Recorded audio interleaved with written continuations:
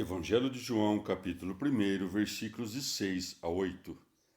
Apareceu um homem enviado por Deus, que se chamava João. Veio como testemunha para dar testemunho da luz, a fim de que todos crescem por meio dele. Não era a luz, mas veio para dar testemunho da luz. Palavra da salvação. Comentário João 1, de 6 a 8. São João Crisóstomo. Nada do que diz é puramente humano. Não é de si próprio que veio falar. Tudo o que lhe sai da boca é ditado por quem o enviou, motivo por que foi tido em conta de anjo, por um profeta. Eis que mando meu anjo, Malaquias 3:1.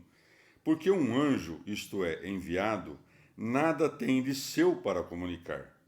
Quando escreve que foi enviado, não refere-lhe o ser, senão ao ministério que viria a cumprir. Assim como Isaías, que não foi enviado de um lugar qualquer, senão de um ponto em que contemplou o Senhor, assentado sobre aquele alteado trono sublime, assim João Batista foi enviado do deserto, a batizar, como ele mesmo atesta quando fala por essas palavras. O que me mandou batizar em água, disse-me: aquele sobre quem vires descer e repousar o Espírito, esse é o que batiza no Espírito Santo. João 1,33. Não porque se fizesse necessário o testemunho da luz, mas para nos dar a saber o verdadeiro motivo da missão de João Batista. O evangelista prossegue, a fim de que todos crescem por meio dele. O Filho de Deus assumiu nossa carne mortal, para que não nos perdêssemos, e com o mesmo intuito envia antes de si um precursor, a fim de que a voz de um semelhante tornasse os homens mais inclinados a aceitá-lo. Segundo o sentir comum, o que dá testemunho parece superior ao testemunhado e mais digno de fé. Por esse motivo, apressa-se o evangelista a desfazer esse engano a propósito de João, dizendo: não era a luz, mas veio para dar testemunho da luz. Ora, se não fosse essa a intenção, não teria repetido a frase, para dar testemunho da luz. Não seria um desenvolver a doutrina, mas um inútil repetir-se. Evangelho de João, capítulo 1, versículo 9. O Verbo era a luz verdadeira, que ilumina todo homem que vem a este mundo. Palavra da salvação. Comentário João 1, 9. Santo Agostinho. Por aqui bem se vê a que luz referia-se João Batista. O Verbo era a luz verdadeira. Por que o evangelista julgou necessário acrescer o adjetivo verdadeira? É porque, ao homem iluminado, chamamos-lhe também luz, mas a verdadeira luz é aquela que ilumina. Aos olhos chamamos também luz, e contudo é em vão que os abrimos se não há. Na escuridão da noite, lâmpada que os aclare, ou durante o dia, lhes não alcançam os raios do sol. Também escreve o evangelista, que ilumina todo o homem. Ora, se ela ilumina todo o homem, ilumina o mesmo João. De fato, ela iluminou o homem escolhido para lhe dar testemunho. Assim como se conhece o nascer do sol pelo reflexo de seus raios num corpo iluminado, e contudo não podemos fitá-lo diretamente, assim os homens que têm os olhos enfermiços podem divisar aqui um muro, ali uma montanha ou outros objetos assemelhados. O mesmo se passava com aqueles que conviveram com Jesus, mesmo menos capazes ainda de lobrigá-lo. Alumiou a João com o seu irradiar, e este, confessando de maneira sublime a fonte de onde provinha a luz, deu a conhecer quem o iluminava. Acresce: quem vem a este mundo, ou seja, se o homem não viesse a este mundo, não teria necessidade de ser iluminado. Porém, como deixou o lugar em que gozava contínuo essa luz divina, tem agora necessidade de ser iluminado. Ou o dizer que ilumina todo homem não significa que todos os homens, sem exceção, tornam-se iluminados, mas que ninguém poderá sê-lo senão por meio dele. Evangelho de João, capítulo 1, versículo 10. Estava no mundo, e o mundo foi feito por ele, e o mundo não o conheceu. Palavra da salvação. Comentário João 1, 10. Santo Agostinho. A luz que ilumina todos os homens veio a esta terra, oculta sob carne mortal, porque não tivera velado-se a si mesma, passaria despressentida aos insensatos, aos cegos e aos maliciosos, a quem referia-se mais acima São João. E as trevas não o receberam. Pelo que escreve aqui, estava no mundo. Não creias que ele esteve no mundo como está a terra, ou como estão os animais e os homens. Não, esteve a modo de um artesão em relação às próprias obras, e o mundo foi feito por ele. Todavia, ele não criou o mundo como o artesão produz uma obra, porquanto esta lhe é exterior. Deus, ao contrário, acha-se como que infuso no mundo, que criou, presente por toda parte, de nada se ausenta. É, portanto, a força dessa majestade que cria e governa. Era, portanto, no mundo como seu Criador. E o mundo foi feito por ele. Que quer dizer isto? Por mundo designamos o céu, a terra, o mar e quanto contém. De outro modo, os que amam o mundo são o mundo, e nesse sentido está dito, e o mundo não o conheceu. De fato, não podemos dizer dos céus, da terra, dos anjos, dos astros, que não conheceram o Criador, quando mesmo os demônios confessam o poder de Deus. Todas as criaturas dão-lhe testemunho. E quanto aos que o não conheceram, a estes chamamo-los mundo, porque amam o mundo, e ao fazê-lo, seus corações descem a ele. Os que não amam o mundo, ao contrário, embora seus corpos estejam nele, os corações estão no céu, segundo o dito do apóstolo. Nós, porém, somos cidadãos dos céus.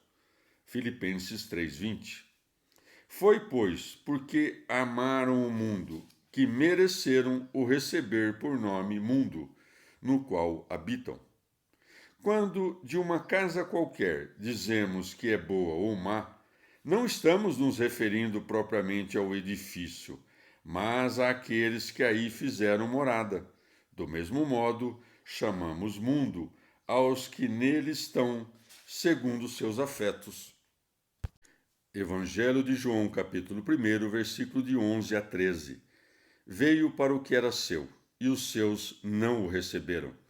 Mas a todos os que o receberam, deu poder de se tornarem filhos de Deus, àqueles que creem no seu nome, os quais não nasceram do sangue, nem da vontade da carne, nem da vontade do homem, mas de Deus. Palavra da salvação.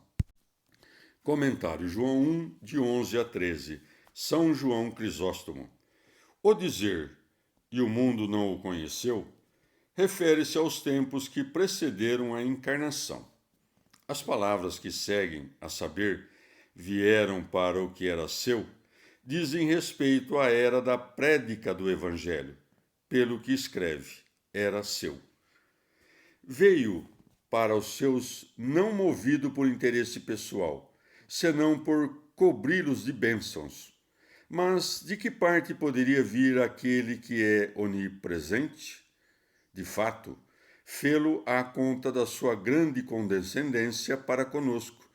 Estava, com efeito, no mundo sem que o mundo atinasse com sua presença, porque o não conhecia, mas dignou-se de tornar para si a nossa carne. A esse assumir a nossa condição, chamamo-lo presença ou advento. Ora, O Deus misericordioso, porque deseja nos ver resplandecer com o lustre da virtude, não mede esforços para tanto. Assim, não quer atrair ninguém por meio da força, senão que pela persuasão e bênçãos. Por esse motivo, alguns o receberam, outros, porém, não. Com efeito, nosso Senhor não faz tensão de que os homens sejam coagidos a servi-lo. Quem assim procede não o está seguindo de fato, e os seus não o receberam. Aos judeus, chama-os os seus, como a um povo privilegiado, o que, em certo sentido, aplica-se a todos os homens, porque criaturas suas. E como mais acima, para nossa vexação, o evangelista observou que o mundo criado por ele não o conheceu. Aqui, novamente, indignado com a ingratidão dos judeus, o argui de falta ainda mais grave, e os seus não o receberam. Escravos e homens livres, gregos e bárbaros, sábios e iletrados, homens e mulheres, crianças e velhos, todos tornaram-se dignos da mesma honra. Deu o poder de se tornarem filhos de Deus. Não disse que os mudou em filhos de Deus, mas que deu o poder de se tornarem filhos de Deus. E com isto nos ensina que não é senão à custa de muito esforço que podemos conservar acendrada essa imagem de adoção que nos foi impressa na alma por meio do batismo, e que este poder ninguém, a não ser nós mesmos, nos pode tirá-lo. Pelo que toca aos afazeres dos homens, quem recebe poder ou autoridade passa a possuí-la quase em pé de igualdade com aquele que lhe outorgou. Mas ainda, portanto, nós que recebemos de Deus esta honra. Por fim, ensina-nos que esta sublimada graça não é dada senão àqueles que a desejam e buscam, porquanto tornamo-nos filhos de Deus pelo concurso do livre-arbítrio e da operação da graça. E por que, na distribuição desses bens inefáveis, cabe a Deus o infundir a graça, como ao homem o fazer fé? São João escreve: aqueles que creem no seu nome. Mas por que, ó João, não dizes dos suplícios reservados a quantos se recusaram a recebê-lo? A rigor, que maior sofrimento do que, podendo alguém tornar-se filho de Deus, recusá-lo, privando-se deste por gosto de tão remonta honra? Além disso, hão de ser condenados a queimar num fogo inextinguível, como assevera o evangelista mais explicitamente na sequência. Quis, ao falar por esses termos, o evangelista destacar, por um lado, a baixeza e humildade de nossa primeira geração, a partir do sangue e da vontade da carne, e, por outro lado, a elevação da segunda, originada da graça e da nobreza, para que façamos ideia alteada da dádiva que nos foi concedida, e para que empreguemos grande desvelo em guardá-la. Evangelho de João, capítulo 1, versículo 14a. E o Verbo se fez carne e habitou entre nós. Palavra da salvação. Comentário João 1, 14a. São João Crisóstomo. Tendo dito que todos aqueles que o receberam nasceram novamente em Deus, o evangelista dá a conhecer que a causa de tão grande honra é que o mesmo Verbo se fez carne, o próprio Filho de Deus, tornou-se filho do homem, a fim de que o homem se tornasse filho de Deus. Não te perturbes quando ouvires que o Verbo se fez carne, pois que ele não demudou a própria natureza em carne, ideia, aliás, ímpia, mas, permanecendo com a mesma natureza, assumiu a forma de um servo. Com efeito, serviu-se o evangelista da expressão se fez para confundir as blasfêmias que proferiram certos homens, que tinham por aparentes todos os eventos concernentes à encarnação. Essa expressão não denota mudança de substância, senão a união entre o Filho de Deus e a carne verdadeiramente humana. Se alguém vier a nós dizer que Deus, por ser onipotente, poderia mudar a própria natureza em carne, respondemos que ele pode, quanto não atinge diretamente seu ser divino. Ora, toda ideia de mudança é diretamente oposta à sua natureza imutável. As noções errôneas que estas palavras pudessem induzir, por exemplo, a de uma mudança ou transformação dessa natureza incorruptível, desfala-as o evangelista à continuação quando escreve: e habitou entre nós. De fato, o que habita e a habitação não são a mesma coisa.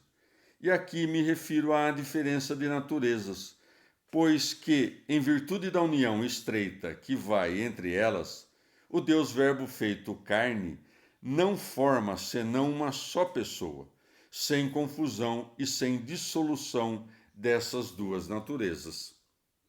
Evangelho de João, capítulo 1, versículo 14b. E nós vimos a sua glória, glória como de Filho unigênito do Pai. Palavra da salvação. Comentário João 1, 14b. São João Crisóstomo. De fato, tornamo-nos filhos de Deus através do mistério do Verbo feito carne. Agora, dá-nos a conhecer o evangelista outro benefício da encarnação, e nós vimos a sua glória. Porque jamais a teríamos visto se não tivesse saído a lume numa forma semelhante à nossa. Com efeito, se os hebreus sequer lograram resistir ao brilho da visagem glorificada de Moisés, que ele teve que cobrir como nós, cujas origens e cujos instintos são terra, haveríamos de lançar vistas à própria divindade, inacessível mesmo às potências superiores do céu? São João acresce: glória como de Filho unigênito do Pai. E o faz porque numerosos profetas foram glorificados, como por exemplo Moisés, Elias e muitos outros que operaram grandes milagres. Do mesmo modo, os anjos que, quando apareciam aos homens, rebrilhavam da natural glória que tinham. Assim, os querubins e os serafins foram avistados pelo profeta cercados de resplandecente glória. Mas a glória que nos dá aqui o evangelista está acima dessas todas, acima de toda a natureza e de toda a glória criada. Ele nos conduz ao cume de todos os bens. Eis o que significam essas palavras. A glória que vimos não é a de profeta, de um homem comum, nem mesmo de anjo, arcanjo ou de alguma potestade superior, mas a glória do mesmo Rei, do Filho unigênito por natureza. Como a dizer, vimos a glória própria e merecida do Filho unigênito. Muitos dos que testemunharam a glória de um rei em sua majestade, tomados de impotência e não conseguindo dar conta por palavras da impressão que lhes causou, entram a se exprimir em geral do seguinte modo: que poderia dizer? Era um rei? Exprime-se da mesma maneira São João. E nós vimos a sua glória, glória como de Filho unigênito do Pai. Os anjos, quando se dão a conhecer, são como que servidores a cumprir ordens do Senhor. Mas o Filho de Deus, bem que por forma humilde, mostra ser o próprio Senhor. Ademais, as criaturas o reconhecem como pastores, como seu Senhor. A estrela, ao convocar os magos, os anjos anunciando o nascimento aos pastores, o infante regozijando-se no ventre de sua mãe. O mesmo Pai rendeu-lhe homenagens do alto dos céus, quando desceu sobre ele no dia do batismo. Mas que digo? A natureza inteira proclamou-lhe a realeza, meteu os demônios em fuga, curou as enfermidades, ressuscitou os mortos, resgatou as almas do abismo do mal, para conduzi-las ao cume das mais exaltadas virtudes. Quem poderia abarcar a sabedoria de seus preceitos, a força de suas leis divinas e a bela harmonia da vida angélica que veio fundar entre os homens? Evangelho de João, capítulo 1, versículo 15. João dá testemunho dele e clama: Este era aquele de quem eu disse: O que há de vir depois de mim é mais do que eu, porque existia antes de mim. Palavra da salvação. Comentário João 1,15. São João Crisóstomo. Ou também, relata-nos o testemunho como se dissesse: Não creiais que basta, para dar testemunho dele, o convívio prolongado, o sentar-se à mesma mesa. Não, porque João Batista, sem nunca tê-lo visto e nem ter vivido com ele, deu testemunho dele. Insiste o evangelista neste testemunho porque os judeus tinham João em alta conta. Os demais evangelistas invocam os antigos oráculos proféticos. Tudo isto aconteceu para que se cumprisse o que foi dito pelo Senhor por meio do profeta, Mateus 1:22. São João, ao contrário, nos dá a conhecer esse testemunho mais recente e mais alteado, não porque pretendesse dar crédito ao Mestre apenas em virtude do testemunho de um servo, mas para se colocar ao nível da fraqueza de seus ouvintes.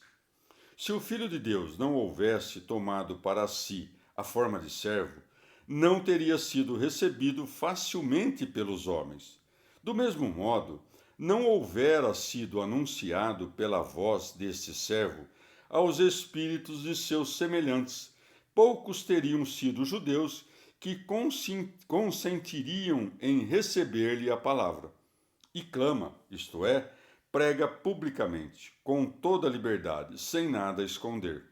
Todavia, não enceta por dizer que Jesus é o Filho unigênito de Deus, mas clama desse teor. Este era aquele de quem eu disse: O que há de vir depois de mim é mais do que eu, porque existia antes de mim. As mães dos filhotes de passarinho não lhes ensinam de um só golpe a voar, mas fazem-no gradativamente, começando por tirá-los do ninho, etc., até que lhe põem a seguir a corrente de ar. E o mesmo faz João Batista, porque não sai de pronto alçando os judeus às mais remontadas considerações, mas os eleva pouco a pouco acima da terra, estabelecendo que Cristo era maior do que ele, o que já lhes parecia coisa de não pouca monta. E percebe como dá testemunho com grande cautela. Não espera que Jesus esteja presente para o apontar, mas anuncia com antecedência que ele veio para o meio dos homens. É precisamente isto que indicam essas palavras. Este era aquele de quem eu disse. João Batista procede desta maneira, visando a preparar o espírito dos homens a receber Jesus Cristo mais facilmente. Não se afastassem dele por tudo que já havia sido dito precedentemente, e não o rejeitassem à conta de sua aparência. De fato, o Salvador tinha uma forma exterior tão simples e comum que, se os judeus tivessem ouvido falar dele depois de o terem visto, se mofariam do testemunho de João. Ou, de outro modo, não fala aqui o evangelista do nascimento de Jesus do ventre de Maria, porque o Salvador já havia nascido quando o precursor falava nesses termos, senão do começo da pregação do Evangelho. E diz: existia antes de mim, isto é, era mais ilustre e digno de honra que eu. Não creias, parece dizê-lo, que sou maior do que ele é só porque o precedi na pregação. Se com efeito a frase existia antes de mim se aplica ao entrar na existência, seria inútil acrescentar é mais do que eu. De fato, quem seria nécio ao ponto de não saber que o que foi feito antes existe desde antes? Se tanto desejasse nos comunicar o precursor, eis como deveria ter se exprimido. Existia antes de mim porque foi feito antes de mim. Portanto, devemos entender aquelas palavras no sentido de uma prioridade de honra.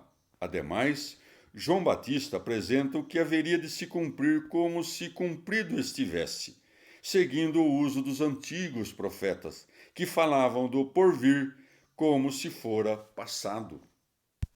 Evangelho de João, capítulo 1, versículo de 16 a 17. Todos nós participamos da sua plenitude e recebemos graça sobre graça, porque a lei foi dada por Moisés, mas a graça e a verdade foram trazidas por Jesus Cristo. Palavra da salvação. Comentário João 1, 16 a 17. São João Crisóstomo. Também se pode dizer que São João Evangelista acresce ao de João Batista o próprio testemunho.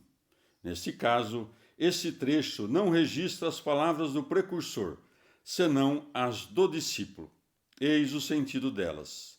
Nós outros, os 12 apóstolos, e ainda toda a multidão de fiéis presentes e futuros, também recebemos a plenitude de Jesus Cristo. Ou, recebemos graça sobre graça, isto é, graça nova sobre a antiga. Do mesmo modo, com efeito, em que há justiça e justiça, adoção e adoção, circuncisão e circuncisão, há também graça e graça. A primeira como figura, a segunda, porém, como verdade. Assim se expressa João Batista para dar a saber aos judeus que eles próprios não poderiam ser salvos senão pela graça, e que nós mesmos tanto não alcançamos senão pela mesma graça. A lei, pois, foi dada aos judeus como ato de misericórdia e graça. Assim, o evangelista, ao dizer graça sobre graça, faz tensão de destacar a grandeza dos benefícios que nos foram feitos e prossegue. A lei foi dada por Moisés, mas a graça e a verdade foram trazidas por Jesus Cristo. Mais acima, comparava-se a Jesus Cristo, dizendo: é mais do que eu. Aqui São João compara o Salvador a Moisés, o qual foi muito mais admirado pelos judeus nos tempos antigos do que o próprio João Batista no seu. Prudentemente, não compara pessoas, senão coisas. Opõe a graça e a verdade à lei, e ainda a expressão foi dada a foi trazida. Da lei diz que foi dada, porque obra de um súdito. Quando, porém, escreve, mas a graça e a verdade foram trazidas, feitas, está a apontar aquilo que é próprio de um rei, que governa todas as coisas à força do próprio poder, como faz Jesus Cristo. Verdadeiramente pela graça é que remite todos os pecados. O dom do batismo, o bem que é para nós a adoção do Santo Espírito e uma multidão de outros benefícios constituem prova da graça. Quanto à verdade, podemos compreendê-la melhor se discernirmos as figuras da lei, porque tudo aquilo que haveria de se cumprir no Novo Testamento, por meio de Jesus Cristo, estava já anunciado no Antigo como em figura.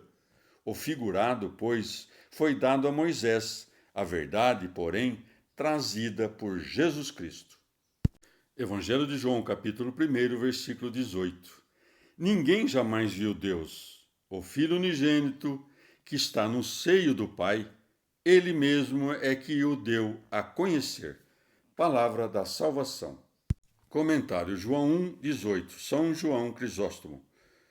É o mesmo evangelista que, intentando ressaltar a preeminência dos dons trazidos por Jesus Cristo sobre os de Moisés, nos dá a saber os verdadeiros motivos dessa superioridade.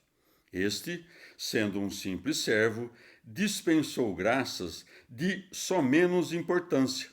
Jesus, ao contrário, Senhor soberano e Filho de Rei, irradiou-nos graça de ordem deveras superior, porque contempla o Pai e com ele se compadece na vida eterna. Por isso diz: ninguém jamais viu Deus. Se de fato os patriarcas do Antigo Testamento houvessem vislumbrado a natureza divina, não a teriam contemplado em formas diversas, porque ela é simples e informe, quer dizer, dela não se pode dizer que está sentada ou a caminhar, etc.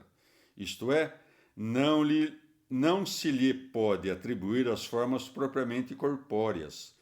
Escuta como Deus fala por meio de seu profeta. Também falei aos profetas e multipliquei as visões.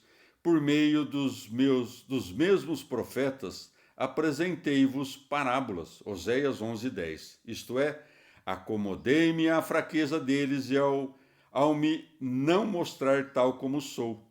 O Filho de Deus, que haveria de vir na carne, houve por bem, com antecedência, e tanto quanto lhes fosse possível, preparar-lhes para o seu advento por meio da visão parcial de Deus. Certamente, nem os profetas, nem os anjos, nem os mesmos arcanjos jamais viram a Deus em si mesmo. Se acaso interrogasses os anjos, eles não haveriam de te falar da substância divina. Não, contentar-se-iam de cantar-lhes louvores, entoando glória a Deus no mais alto dos céus e paz na terra aos homens de boa vontade. E se porventura buscasses aos serafins e querubins, deles nada ouvirias, senão que os céus e a terra estão plenos da glória do Senhor. Ninguém, senão o Filho e o Espírito, contemplam o Pai. Como seria possível a criatura contemplar o incriado? Ninguém, pois, conhece o Pai, senão o Filho. O Filho unigênito que está no seio do Pai, ele mesmo é que o deu a conhecer. E para que ninguém levasse a certeza de que Filho aqui se referisse aos filhos de Deus pela graça, procedeu esta palavra do artigo e, como se isso não bastasse, acrescenta o termo unigênito. E desta mesma verdade ajunta ainda outra prova, que está no seio do Pai. Privilégio deveras superior à mera visão de Deus. De fato, quem apenas vê não logra conhecer perfeitamente o que vê. Aquele, porém, que habita no seio do Pai, esse nada pode ignorar. Quando, pois, ouvires essas palavras, ninguém jamais viu o Pai, senão o Filho, não as tome no sentido de que este detém apenas um conhecimento superior àquele dos homens, e que, contudo, não abarca a imensidão do seu ser. Quando o evangelista nos dá a conhecer que ele está no seio do Pai, refere-se com isto à união íntima entre os dois, num eterno coexistir. E o que nos contou? Que não há senão um só Deus. Ora, acaso não foi precisamente isto que Moisés e os profetas nos deram a conhecer antes da vinda de Jesus? Que aprendemos do Filho respeito ao que é no seio do Pai?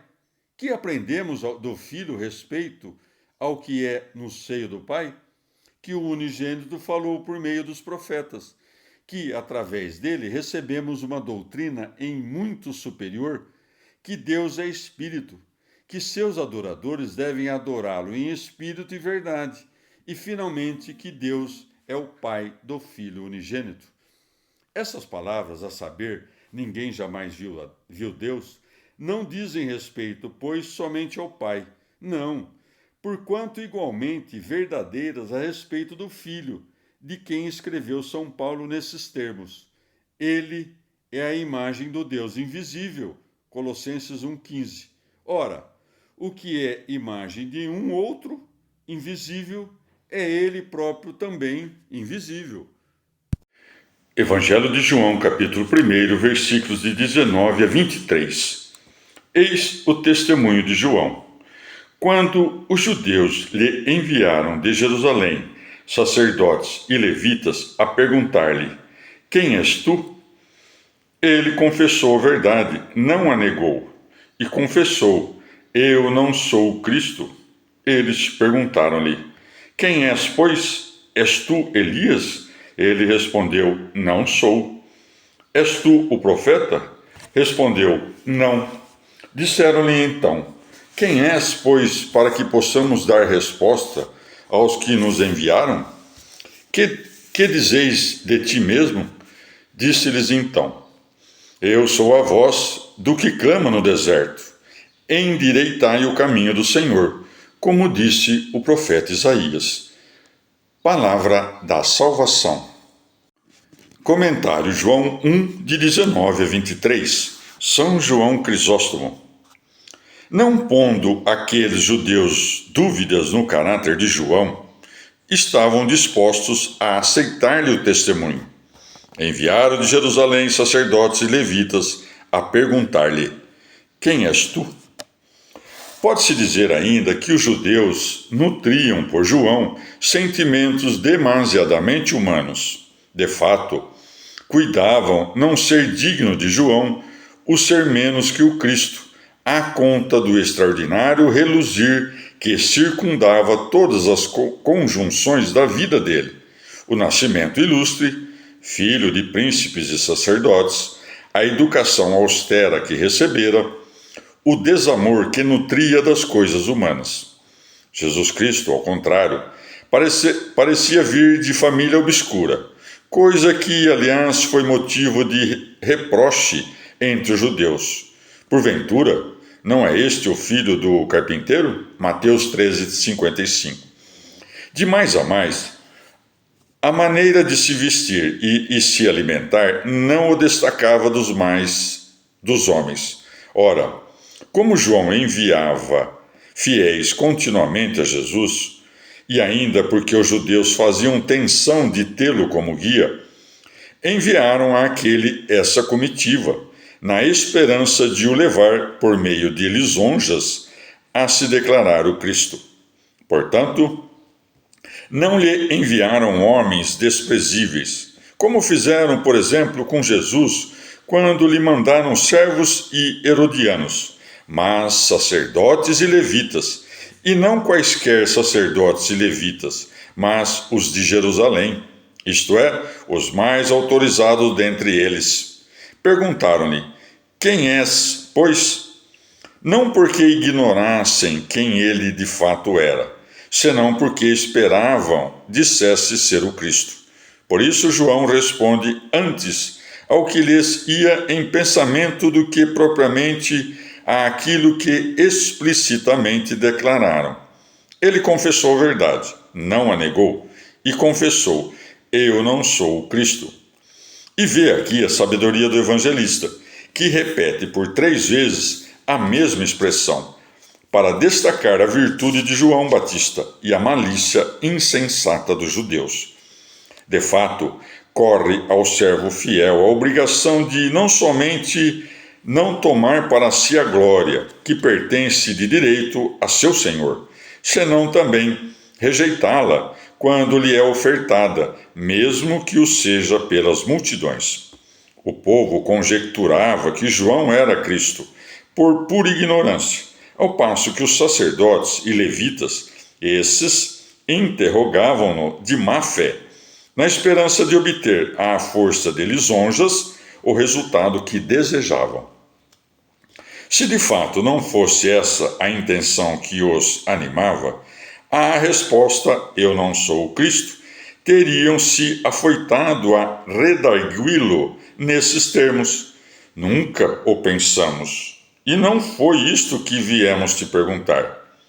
Vexados, todavia, por verem seus pensamentos desvelados, passam de pronto a outra pergunta.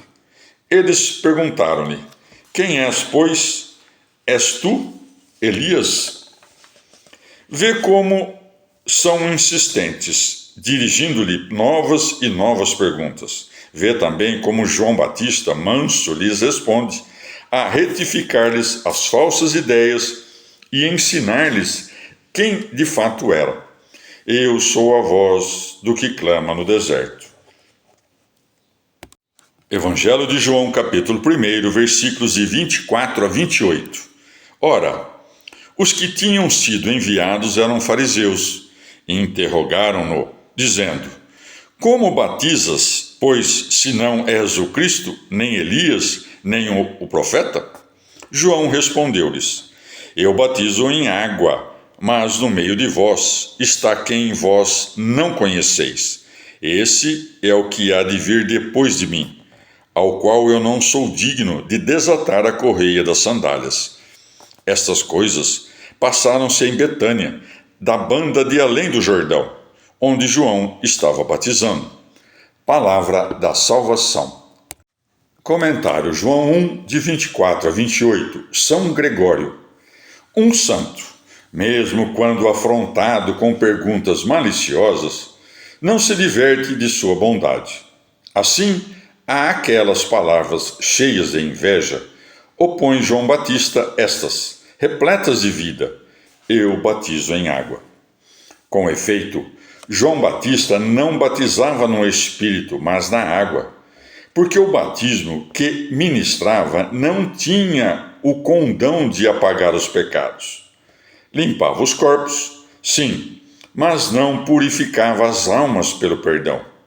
Então, por que o fazia, se não tinha o poder de remir os pecados? É porque estava a cumprir o papel do precursor. Assim como nascera antes de nosso Senhor, assim também começara a batizar previamente ao Salvador. Como havia sido o precursor do Cristo no anunciá-lo aos judeus, era justo que o fosse também no batizar, embora seu batismo guardasse um caráter puramente imitativo. E assim ia dando a conhecer o mistério de nossa redenção. E o mesmo Redentor, que já se achava entre os homens, embora ainda oculto, mas no meio de vós está quem vós não conheceis, é que o Senhor, ao se manifestar por meio de um corpo sensível, fez-se visível fisicamente, mas invisível segundo sua majestade. As palavras, ele existia antes de mim, querem dizer: foi-me preferido. Vem após mim, porque nasceu depois de mim, mas já existia antes, porque acima de mim. Ou então, entre os antigos judeus, quando um homem se recusava a desposar a mulher que lhe cabia, aquele que, na ordem do parentesco, viria a assumi-la deveria desatar as sandálias do primeiro. Ora, Jesus Cristo manifestou-se como esposo da igreja. É, pois, com razão que João Batista se declara indigno de desatar-lhe as correias, como a dizer: sou indigno de descalçá-lo, porquanto não pretendo usurpar-lhe injustamente o título de esposo. Podemos entender esta passagem ainda noutro sentido. Sabemos que os sapatos são confeccionados a partir de animais mortos. Ora, o Salvador, tendo assumido a nossa carne, aparece entre os homens, os pés calçados, a unir sua divindade à nossa natureza mortal e corruptível. A correia das sandálias simboliza, pois, o liame desta misteriosa união. João Batista não pode desatar-lhe a correia das sandálias, porque de si não pode sondar o mistério da encarnação. De fato, parece dizer: que há de espantoso que ele esteja posto acima de mim, ele que nasceu, é bem verdade, depois de mim, mas cujo nascimento me toca como um mistério insondável?